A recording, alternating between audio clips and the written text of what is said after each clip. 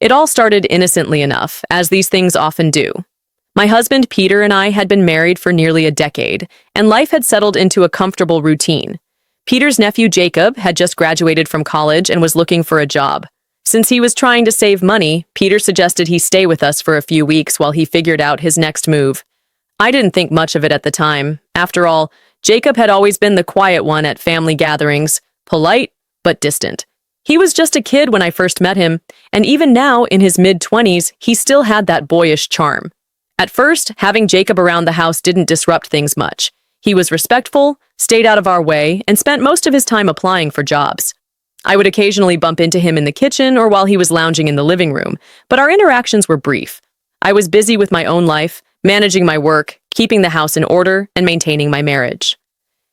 But something shifted a few weeks into his stay. It was a rainy Sunday afternoon, and Peter had gone out to meet some friends. I was alone in the house with Jacob, who was quietly reading on the couch in the living room. I remember the moment vividly. I walked in to grab a book and noticed him glancing up at me, his eyes lingering just a bit too long. There was a spark, something I hadn't expected, something I hadn't felt in a long time. I brushed it off, telling myself it was nothing. But as the days went by, I started noticing subtle changes in Jacob's behavior. He would find excuses to be in the same room as me, whether it was asking for advice on his job search or offering to help with chores. His compliments became more personal, and his presence, once so neutral, began to feel charged. I wasn't sure if I was imagining it or if there really was something unspoken passing between us. It wasn't long before Peter began working late more often, leaving Jacob and me alone in the house for extended periods. With each passing day, I became more aware of his presence, of the tension building in the air. It was as if the house itself had started to hum with an energy neither of us could ignore. We never touched, never said anything inappropriate, but the silence between us grew heavier with each passing hour. One evening, after Peter had gone out again, Jacob and I found ourselves in the kitchen together. I was cooking dinner and he offered to help, standing close enough that I could feel the warmth radiating from his body. Our hands brushed as we passed each other ingredients, and in that moment I realized that this was more than just an innocent attraction. Something dangerous was brewing between us, something I wasn't sure I was prepared to confront. "Thank you," I said, trying to sound casual as I handed him a plate. "You've been really helpful around the house." Jacob smiled, that same boyish grin I'd seen 100 times before, but this time it felt different. "It's nothing," he said, his voice soft. "I like being around you." I didn't know how to respond. The air between us felt thick, almost suffocating, and for the first time I realized just how close we had come to crossing a line we could never uncross. But we hadn't. Not yet, anyway. After that night in the kitchen, I began to notice Jacob more. His presence in the house, once so easy to overlook, now seemed almost magnetic. I told myself that I was being ridiculous. He was my husband's nephew, for heaven's sake. But the more I tried to convince myself that nothing was happening, the more I felt pulled toward him. Peter, blissfully unaware of the tension simmering between Jacob and me, continued his late work nights. The silence in the house when he wasn't there felt different now, less like peace and more like temptation. Jacob and I still kept things polite and casual on the surface, but the unspoken undercurrent was always there, threatening to pull us under. It wasn't until the weekend that things started to spiral. Peter had gone on an overnight trip for work, and I found myself alone with Jacob once again. I had made plans with some friends, but they fell through at the last minute, leaving me restless and on edge. Jacob, sensing my mood, suggested we watch a movie together. I hesitated. It felt like crossing a line, even though, technically, it was just a movie, but I didn't want to appear paranoid or awkward, so I agreed. We sat in the living room, side by side on the couch, with the TV glowing in front of us. At first, it was easy enough to focus on the film, but as the minutes ticked by, I became more aware of how close we were sitting, the way his arm brushed against mine when he reached for the remote, the soft sounds of his breathing. Halfway through the movie, I felt him shift closer. My heart began to race, and I told myself I should get up, make some excuse, and leave the room. But I didn't. Instead, I stayed, motionless, as the space between us disappeared. There was nothing overtly inappropriate in his actions, but the intensity of the moment was unmistakable. "I really appreciate you being here," Jacob said suddenly, his voice low. "I've been feeling pretty lost lately, but being around you, it makes me feel like things will be okay." I wasn't sure how to respond. There was a sincerity in his words, a vulnerability that caught me off guard. I felt an overwhelming urge to comfort him, to tell him that everything would be fine. But I also knew that I was teetering on the edge of something dangerous. "You've been through a lot," I said, choosing my words carefully. "It's normal to feel uncertain right now." He looked at me then, his eyes dark and intense. "It's more than that," he said softly. "I don't know how to explain it, but I've never felt this way before." My breath caught in my throat. This was it, the moment I had been dreading and anticipating all at once. I knew I had to shut it down, to create distance before things went too far, but instead, I found myself frozen, unable to speak, unable to move. Jacob leaned in, his face inches from mine. My heart pounded in my chest as the air between us seemed to crackle with tension. He wasn't touching me, but the closeness felt more intimate than any physical contact could have. I stood abruptly, breaking the moment. "I need to check on something in the kitchen," I said quickly, my voice sounding shaky even to my own ears. Jacob blinked, momentarily surprised, but then nodded. "Yeah, of course. I'll pause the movie." I rushed out of the living room, my mind racing. What was I doing? How had I allowed things to get this far? In the kitchen, I gripped the edge of the counter, trying to steady my breathing. I needed to regain control of the situation before it spiraled completely out of hand. But even as I stood there, trying to collect myself, I couldn't shake the feeling that the line we had been so carefully towing was about to be crossed, and I wasn't sure if I had the strength to stop it. I stayed in the kitchen longer than I needed to, pretending to fuss over things that didn't matter, rearranging the utensils, wiping down a spotless counter, anything to avoid going back into that room. My thoughts raced in every direction, conflicting emotions swirling in my chest. Guilt, fear, and something else I couldn't quite name. How had I let this happen? More importantly, what was I going to do about it? Eventually, I knew I couldn't hide any longer. Taking a deep breath, I steadied myself and walked back into the living room. Jacob was sitting on the couch where I had left him, his posture tense, but he looked up when I entered, offering a small, almost apologetic smile. "I'm sorry if I made you uncomfortable," he said quietly. "I didn't mean to." His words hung in the air between us, and I could tell he was waiting for some sort of reassurance, some sign that everything was okay. But the truth was, I wasn't sure if everything could be okay after this. Still, I couldn't ignore the fact that we were both standing on the edge of something. The question was, would either of us step back or would we fall?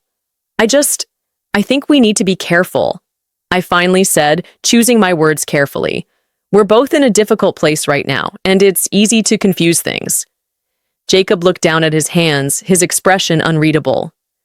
"I know," he murmured. "I didn't mean to make things complicated. It's just, I've always felt like I could talk to you, like you understand me in a way no one else does." That confession caught me off guard.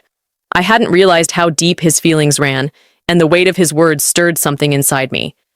But I couldn't allow myself to dwell on that. This was wrong. I knew it. We both did. I needed to stop this before it went any further. "Jacob, you're Peter's nephew," I said, my voice firmer now. "We can't do this. Whatever this is, it can't happen." He didn't respond immediately. Instead, he stared at me for what felt like an eternity, as if he were searching for something in my eyes. Then, slowly, he nodded, accepting the truth we both knew but hadn't yet spoken aloud. "You're right," he said, his voice barely above a whisper. "I'm sorry." Relief washed over me, but it was quickly followed by an unexpected pang of sadness. There was a part of me that had wanted him to fight, to argue, to make me feel like this connection we had was something more than just a fleeting mistake. But of course, that would have been a lie, and I knew that. We sat in silence for a while, the tension between us still thick, but now tinged with something else, an understanding that this was the moment we had to make a choice. And in that quiet space, with the movie still paused on the screen, it became clear that the choice had already been made. "I think I'm going to go to bed," I said finally, standing up and avoiding his gaze. "It's late, and we've both had a long day." Jacob nodded again, not saying anything as I turned and walked away. As I climbed the stairs, I could feel his eyes on my back, but I didn't look back. I couldn't. Not if I wanted to keep the fragile control I had managed to regain. I lay in bed that night, staring at the ceiling, my mind replaying every moment from the evening. What had just happened felt surreal, like a scene from a movie rather than something from my own life. And yet, as real as it had been, I knew I had to let it go. For the sake of my marriage, for the sake of my sanity, I had to bury this before it became something much worse. But sleep didn't come easily. Despite everything, I couldn't shake the feeling that the story between Jacob and me wasn't over yet. The days after that night felt strange, like I was living in some parallel reality where nothing had changed on the surface, yet everything felt different beneath. Jacob and I avoided each other as much as possible. When we did cross paths, we exchanged polite, awkward greetings, pretending that the tension between us didn't exist.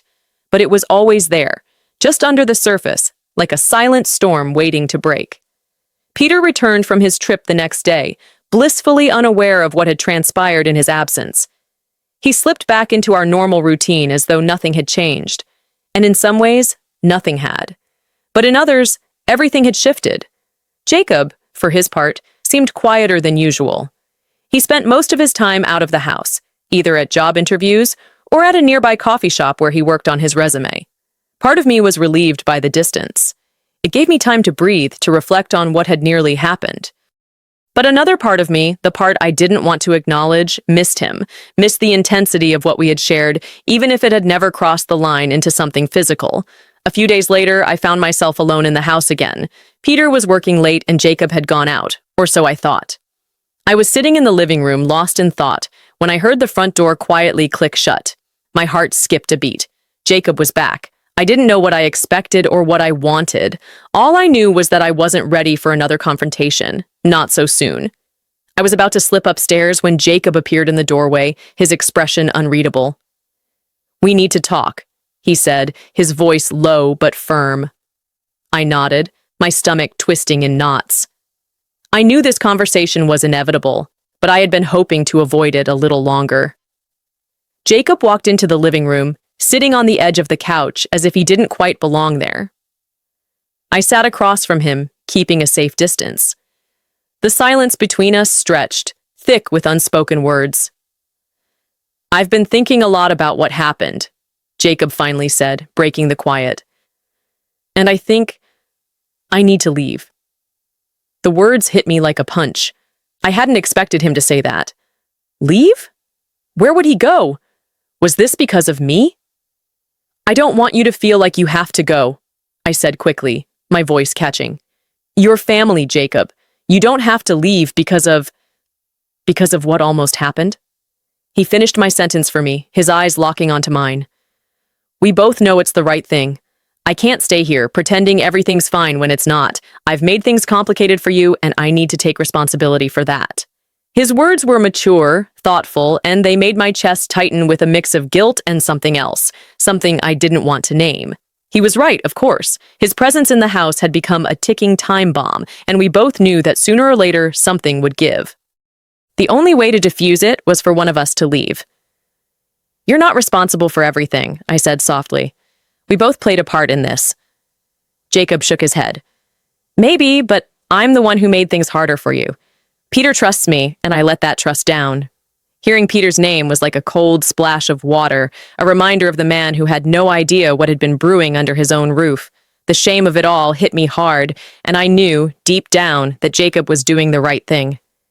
As much as I wanted to believe we could go back to how things were before, the truth was that we couldn't. Not now. "When are you leaving?" I asked, my voice barely above a whisper. "I've got a friend in the city," Jacob said. "I'll crash with him for a while until I figure things out. I'll tell Peter it's because I found a job opportunity there, something that makes sense." It was a clean exit, one that would spare Peter from ever knowing how close we had come to disaster. But as I sat there listening to Jacob lay out his plan, I couldn't help but feel an overwhelming sadness. We had made the right choice, but it still felt like a loss. "I'll miss having you around," I admitted, surprising myself with the honesty in my voice. Jacob gave me a small, sad smile. "I'll miss you too, but this is for the best." We sat in silence for a moment longer, both of us knowing that this was the end of whatever had been building between us. There would be no dramatic farewell, no last-minute confessions, just a quiet understanding that this was the right thing to do, even if it hurt. Jacob stood, and I followed him to the door. As he reached for the handle, he paused, turning to face me one last time. "I hope you'll be okay," he said softly. "I will," I replied, though I wasn't entirely sure if that was true. And with that, Jacob opened the door and stepped out into the night, leaving behind the tension, the temptation, and the complicated mess we had nearly fallen into. I watched him walk down the driveway, disappearing into the shadows, and for the first time in weeks, I felt like I could finally breathe. When Peter came home later that night, he kissed me on the cheek, completely unaware of the weight that had just been lifted from our lives. I smiled back at him, knowing that what had almost happened would remain a secret, a story that would never be told. And in the quiet of our home, I realized that we had all escaped something dangerous, something that could have changed everything.